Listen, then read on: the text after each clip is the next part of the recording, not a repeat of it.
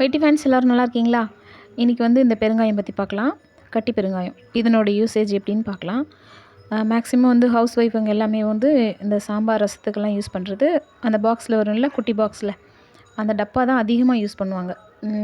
அது வந்து தூள், அது யூஸ் பண்ணுறதுக்கு ரொம்ப ஈஸி.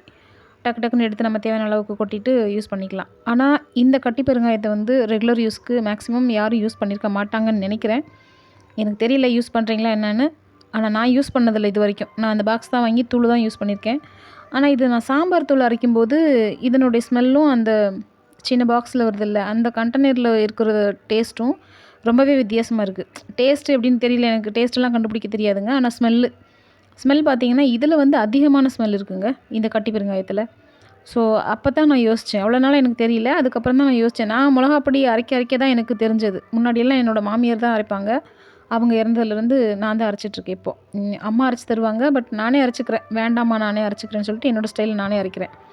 ஸோ அப்போ தான் எனக்கு தெரிஞ்சது இதில் இவ்வளோ ஸ்மெல் இருக்குது, இதை ஏன் நம்ம யூஸ் பண்ணக்கூடாது, ரெகுலர் யூஸ் பண்ணக்கூடாது அப்படின்னு யோசித்தேன்.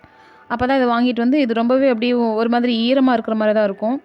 குட்டி குட்டியாக கட் பண்ணி அப்படியே ஃபேன் காற்றுல வச்சுட்டேங்க. அது நல்லா காஞ்சிருச்சு, ரொம்பவே ட்ரை ஆயிடுச்சு. அதுக்கப்புறம் பார்த்தீங்கன்னா ஒரு பாக்ஸில் போட்டு ஸ்டோர் பண்ணிக்கிட்டேன். சாம்பாருக்கோ ரசத்துக்கோ ஒரு பீஸ் போட்டாலே போதும். அவ்வளோ ஒரு ஸ்மெல்லாக இருக்குங்க.